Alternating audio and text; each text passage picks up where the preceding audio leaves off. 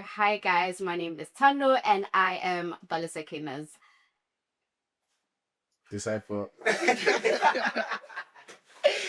Yeah.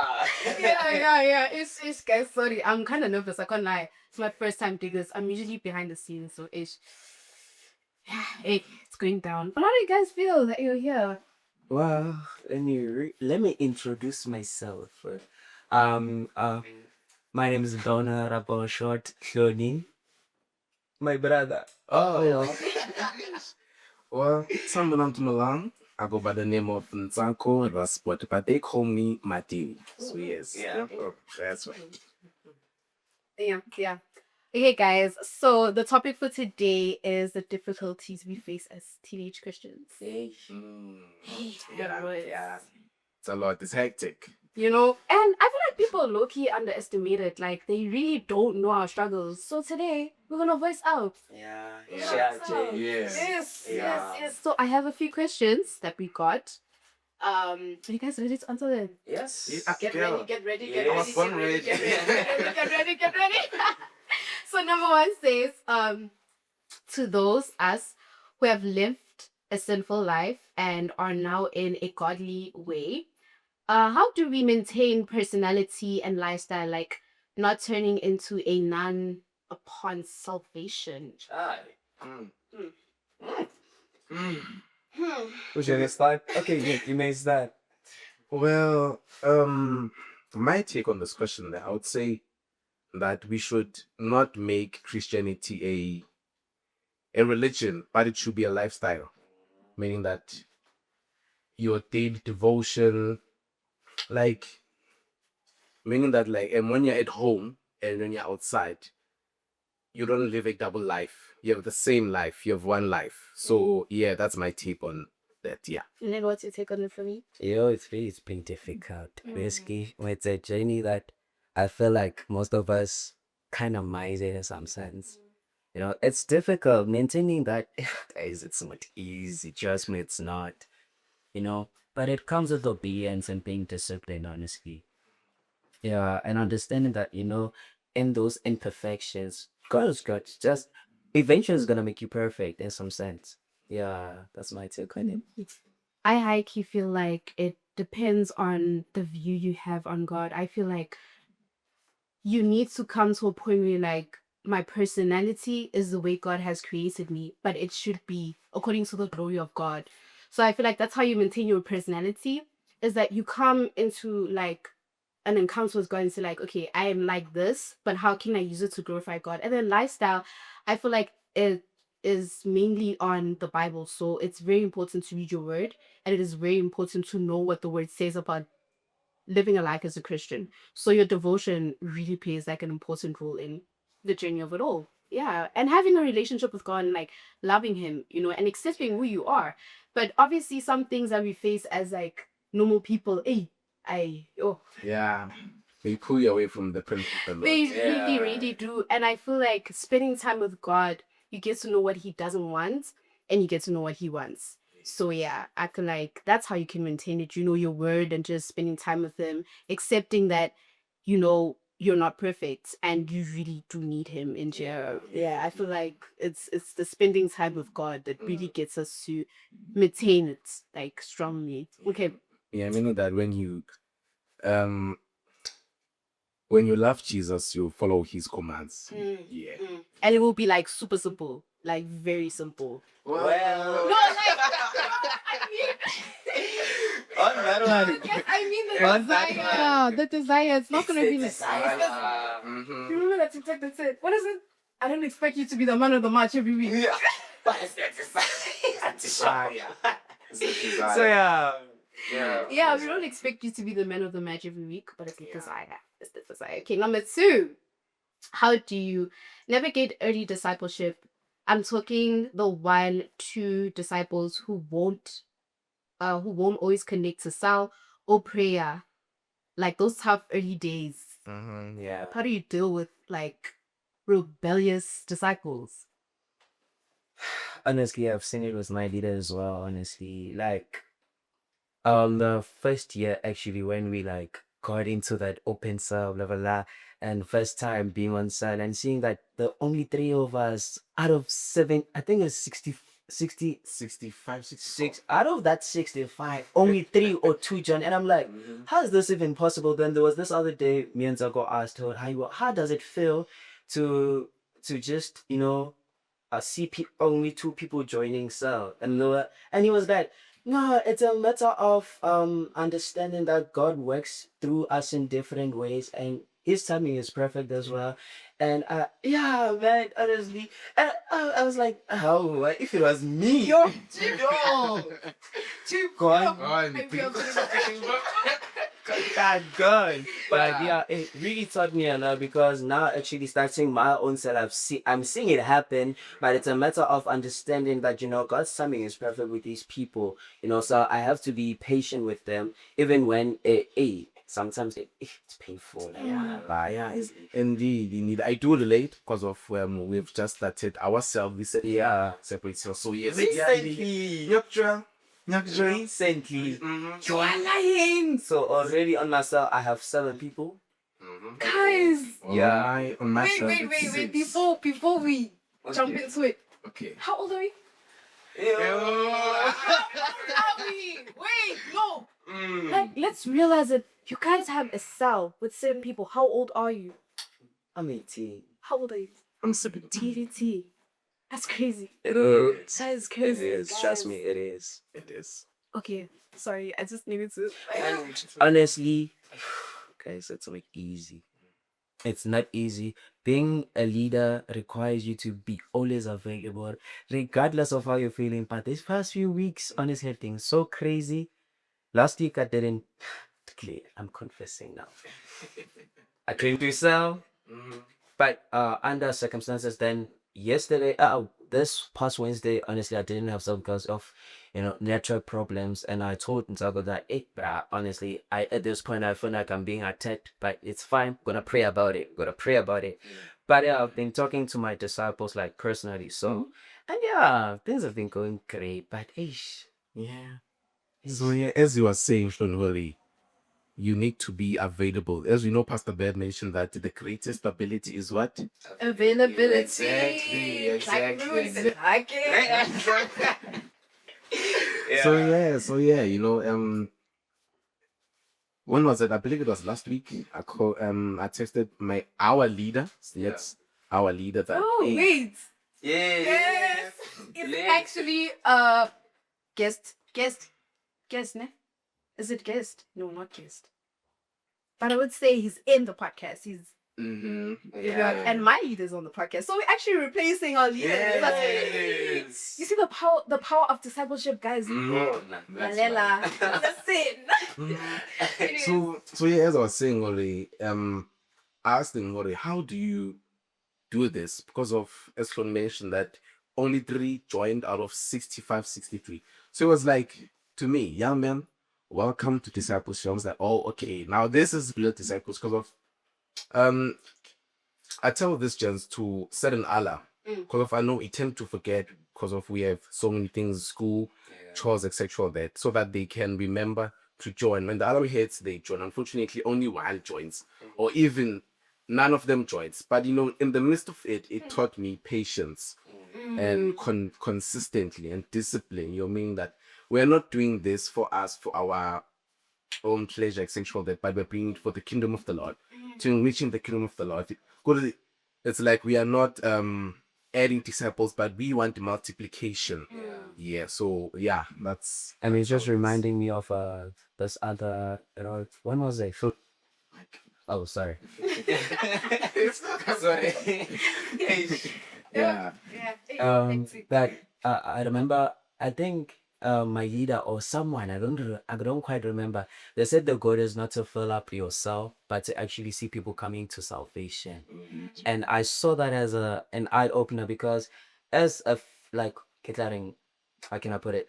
Like being a leader for the first time, you expect a lot of people to join, to engage, to do that, but you quite get the opposite of that. And yeah, it taught me a lot, honestly, lately. But yeah. With me, I'm not a cell leader as yet, but I do have a guide, and I do take her as my disciple. Obviously, Yeah. it's been oh, yeah. I can sleep up in face. It's a mirror, bro. It's a mirror. Like I can't lie. The effect that you put into that person, it gets back to you. Like, and I'm looking at my disciple, and I'm like, oh, guys, I have to do a lot. I take her as my child. That's what I look at as my child. You know. Yeah. And so, Yeah. to me, it's not. I just have to guide. Tell her to wake up. No, for me, if she doesn't enjoy, a part of me hits with tea. And like, she missed something that God had in store for her at that specific moment, and it hits, and I get mad. But then it also teaches me how to be patient. I like the way she follows up with me. She tells me, actually, Bengana, it's time. I don't have data. I'm 18. I'm also trying to get data. Hey, communication. So, yeah, I feel like kind of always the question because I don't want us to, not answer the question. So it says, how do you navigate early discipleship? How do I navigate it, man? Ugh. Honesty. Like being transparent and knowing, Lucy, you know what? I'm a human being as a leader as well, and that we can learn from each other. Yes. That's how I navigate it. How do you navigate it? I think saying honestly, as I thinking about it, yeah, just being honest. Yeah, just being honest. And yeah, it's having also a personal relationship with your disciples one-on-ones. It's important, because of we might think that they are having the same struggles, but they are having their own difficulties, which you need to talk to them, pray about them, which is the most powerful thing. And yeah, that's how I navigate through discipleship with my disciples. Yes. Okay, that was a nice question, actually. It was like, whoever you are, we love you. Okay? Is it possible to have a bad influences in the church? How do we discern without being judgy? Repeat the question again. Please repeat the question. Hey, you lost me and you caught me at the same time. It Like, is what's going on? It is hitting me, coach. And I'm experiencing it. Okay, is it possible to have bad influences in church? Right? How do we discern without being judgy? Like, how do I come to you like, hey, bro, 1, 2, 3, 4, 5, 6, of being judgy, so called judgy? Ish. It's a tough one. Hey, let me think about it. While you think about it, mm, Tell us. can you have bad influences in church? Yes, 100%, because we have to know that we're all human. And some people are not here for God, they're here just to check a list. Age. Oh, I wanna, the Sunday I went to church, Pastor Bird preached this and that and that and third. Some people are actually there for that. How do you discern it? You sit them down, it's like, why are you here? What's going on? Because your life is screaming, crucify him. Your words are screaming, crucify him. But then you're not aligning with whatever Pastor Bird had said, or whatever Pastor Mangmang had said. You listen, go out the door to the exact same opposite. Sit them down like, this is not what we're here for, and this is not what we're gonna do. It's hard, but judge you or not, you were like, they hurt you, you planted a seed, and maybe they'll actually go home and think about it. What do you guys think? How do you do it? We're still digesting it. Yeah. I feel like because of my leader doesn't care about your feelings, so I'm just used to not caring about people's feelings, My leaders are guys, when I tell you Palisa sell, It's fire. come out there like, yeah, no, I need to change. And I feel like caring about people's feelings lead them to more death. It's like you're comforting them. You're comforting them in death. You allow the situation to devour them. People know I don't have time. I don't have time to play. I tell you, cut it off. Cut it off. I care about you, because sometimes being so-called kind isn't kind. Because if I'm being kind and not being judgy, so-called judgy, I'm literally watching you die, spiritually die. And so I feel like if we have that level of maturity to know that sometimes being kind is not kind at all. You need to tell that person, no, you're being a bad influence in a great place. Like, what are you doing? You know? And I feel like it also touches back to the importance of the Holy Spirit, how to do it, in what manner. I would suggest you sit them down first and ask them, what are you here for? What's going on? You doing the exact same opposite. You're not aligning. What's going on? Then maybe if they tell you, I have a difficulties of being a teenage Christian, like this is. Yeah. And then you sit them down, you're like, oh, dog, saying, you just talk it out. But yeah, I feel like always approach in a gentle way to a person, and sit them down, ask them what's going on, and then it will escalate from there. Yeah. Whether they being rebellious or whether they genuinely struggling. Yeah. Yeah, I because feel of like some of them, they become spiritual obese. Yeah. what's that? No, I actually don't know what that is. You take us through it. Oh boy, being spiritual obese. How can I break it down? You're always on church. You're always available. You're always listening to the word, sexual debt. But your life doesn't reflect that. There is no application. Exactly. You're doing the opposite Yeah. of what the word says. So yeah, that's what it means to be spiritual obese. Meaning that you're always telling us, hey, Thando, don't drink, don't get drunk, because of you'll be kind of king. Don't get drunk and you'll be filled with the evil spirit, and don't steal. But you are doing the opposite outside of church. So you mean that you'll be spiritual obese. So yeah.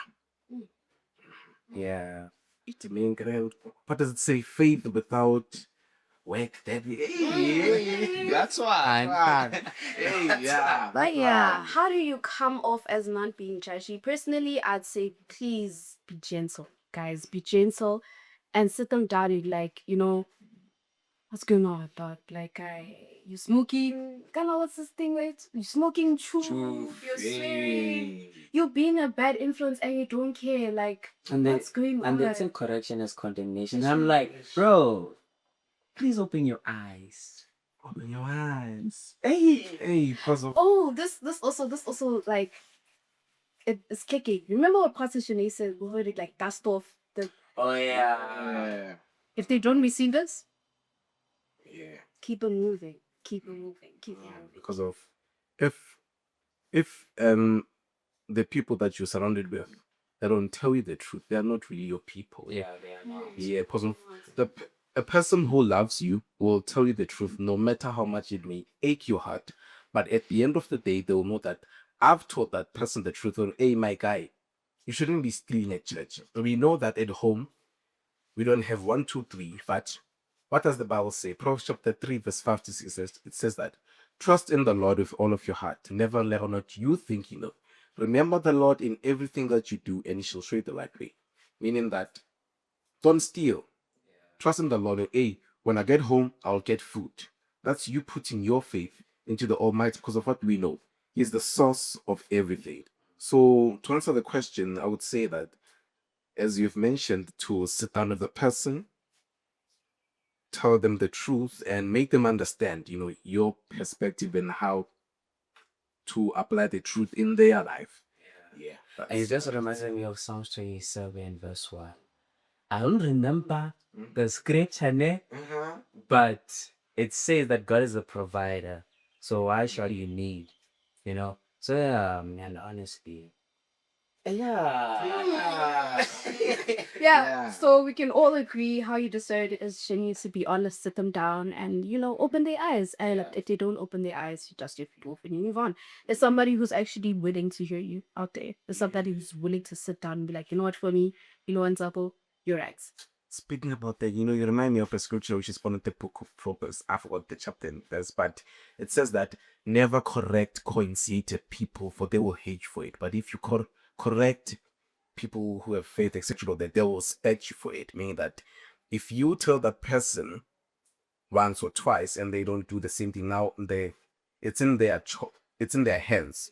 What do they do? Because we need to realize that God gave us the power of choice. So you choose what you do with it. So yeah, it's also in their hands. What do they do with what you've told them? But it's also about us praying and in faith, because we know that God works in His time, because we know that great things take time. So we should trust in the Lord and have patience, trust in God's timing, and He shall shall work in that person's life. So yeah. Yeah, this is getting so real. Yeah. Yeah. It's getting so real. The atmosphere. Wow. Yeah. Yeah. I'm actually more comfortable now, actually. It's flowing. I'm not full asleep now. Okay. From a retiring, I'm trying. People pleasing, how do I have a strong sense of self, but yo, What's up, my Z? she him yo, he or she him home. Okay. But like with the Christian identity. What the question again? Okay, sorry, guys. Sorry. Yeah. Okay, this is the last question, by the way. I think can we jump on to the next, like the questions with the okay, but we'll figure it out. Yeah. Okay, from a retiring, I'm trying. People pleasing. How do I have a strong sense of self, but like with the Christian like identity? How do I clean up? You know, how do I not people please as a Christian? You want to turn a question? I feel like we're low-key still I'm low-key still dealing with that as a teenager. I am Wait, people pleasing by sense, just being too biggie. no, I feel like if she's saying as a Christian, she's basically saying, oh, see, yeah, no, this question's not specific. But what is people pleasing? Let's start there. What is people pleasing? I feel like it's setting a space of comfort for people, knowing damn well you uncomfortable. It's allowed. Oh, I get you. Hey, I get you. Like Child. like Hloni, okay, for instance, smart doesn't have anything to do with Christianity. Hloni, can I use your phone? And you're like, yo, Mara, like it's on like 5%. But you know what? It's fine, you can use my phone. Yeah. So they're afraid Ubuti, you know, what would the reaction be? How would they view? So I feel like Christian identity is very important because there are some things you need to say no to. Yeah. There are some things you need to say no to. But because you are not firm within who you are known to be or who you're supposed to be according to the blood of Jesus, it's gonna affect you. So what I would say is love yourself according to the way God loves you and go according to his principalities. Because if Cloney and Ntsako was like, you know what, dude, let's go drink. Let's go fancy. The puff influence. And I'm like, yo, now I know I'm not supposed to be doing this, but what are they gonna say if I say no? It's gonna affect you. Yeah. So you cannot love other people if you do not love yourself. That's what I'm gonna say. So start with yourself, start with your identity, make room for God to really show you who you are. And when you go out there, your no will be no, and you wouldn't even care what they're gonna say because you know that you serve a greater God. You know that you serve a God who loves you way more than these two people. So that's what I would say. That's how you navigate people pleasing.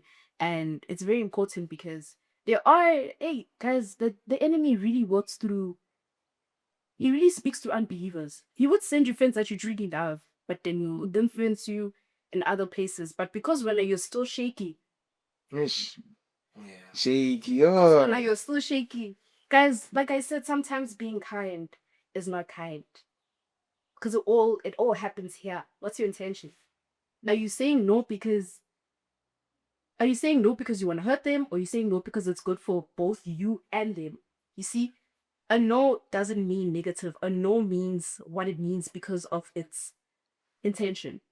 So know yourself, stand firm, read your word, um, 7 shillings of the blood, and what else? Gonna also Curriculum grade. What? man. Don't I get that? Yeah. Anything I wanna say before we end off?